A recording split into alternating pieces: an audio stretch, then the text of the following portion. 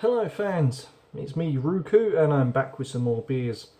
This one looks rather promising. This is Augustijn, I don't know how you pronounce that, Grand Cru.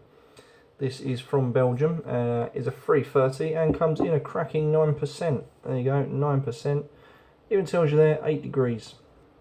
This is from the Van Steenberg Brewery. Had a few of their beers in my time, and I will say they are pretty strong and lethal, but they've also got a very good, well-rounded, full body to their beers. There's a cap. Don't know if you're going to get that. Front camera today is not being great today, but it basically represents the monk with the stained glass window. So this is a Grand Cru version, okay? So there's a few versions out there. Just top myself up. Lovely. Okay, so I think I've just remixed that because that's gone incredibly dark now. That is dark straw colour, as you can see, very, very dark in appearance, but it's strong golden colour. Just going to bring you up. You can just move the head around there. Look at that, you can see the head, and you'll be pleased to know we're all foamed out of this. Look at that. Look at that, pure foam. Just sits beautifully there, undisturbed, doesn't go down. Bubbles are lazy, slow, but they're there, just about. So, I know a little bit of information about this. I don't know huge amounts, and I should be doing this, but I haven't done it in recent years. You know, I do give some history where I can about the beer. I know nothing about this except I think this is bottle fermented as well, so you can re-ferment it, which I've basically just done without realising. Food piles, this goes well with strong cheese, so any strong cheese you can get your hands on apparently tastes really good with this, and also every fish dish. Now that is quite a statement to make. Fish is, you know, you either love fish or you hate fish. I personally love fish. Excuse me. Oh god, my throat is being so dry today. Haven't really drunk enough. Fish, obviously, depending on what fish you get, you know, they say all fish dishes, but let's be honest, I doubt this is going to taste any good with shark or you know, anything like that, you know, sort of swordfish, you know. But there you go. So there you go, that's what they claim. But this is the Grand Cru version at 9%. And it is from Belgium, if I hadn't already mentioned that. I don't know if I did, but I'm mentioning it again for you fans. It's a strong golden colour in appearance. The head, as we can see, is just amazingly good. That is just so good. Holds really well.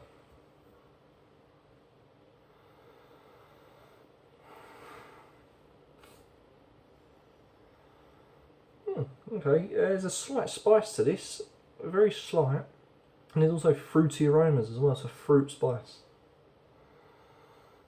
I'd say a touch of malt coming through as well. So fruity, spicy, tiny bit malt.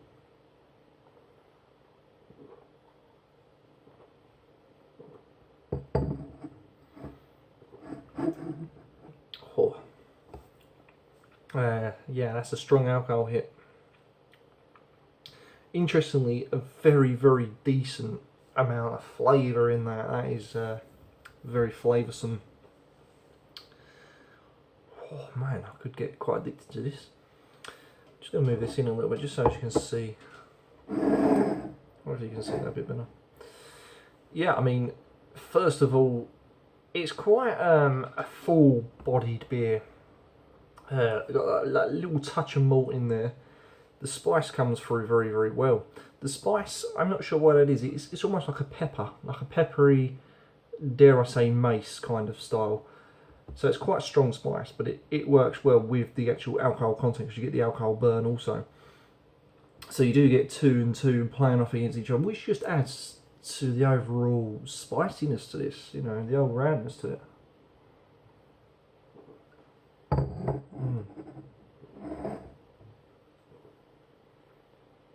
The head of the beer is very, very lively. It's foamy, it's gentle, it's soft.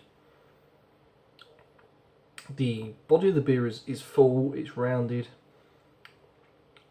It's a real full body that. You get essence of fruit seeping through as well from the pepper.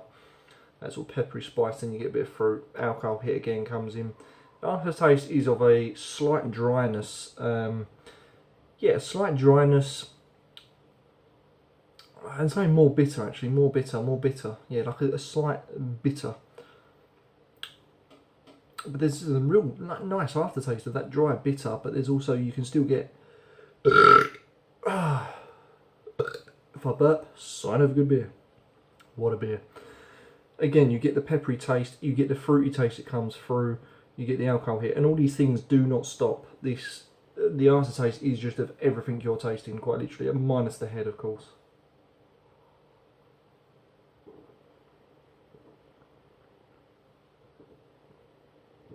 I'm telling you, that is really decent. It's been a while since I've had good beer. That is decent. It's just that fruitiness that gets me.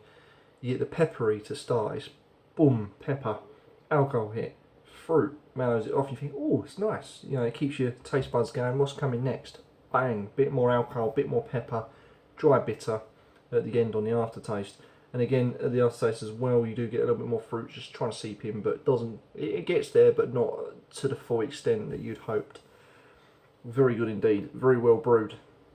I've got to say, I like this. I really do like it, and I'm not surprised. The Van Steenberg Brewery have done some very nice beers in my time. Had lots of them, and yeah, they've never failed. Still keeping up with the tradition of the lethal side of the alcohol, you know, where you get the strong alcohol hit, but that doesn't surprise me. Belgian beer is Belgian beer, and that's what they're renowned for. Wouldn't have it any other way, to be honest. I love Belgian beer. Right, I'm just going to show you the lacing before I round this video off and give it a rating, because I'm going to go and enjoy this now out in the sunshine. We have little sun here in England at the moment. We're having an Indian summer, although it's not really too warm. It's around about 17 degrees, probably cold to most people, but to us it's pretty damn decent. We're simple folk here in England.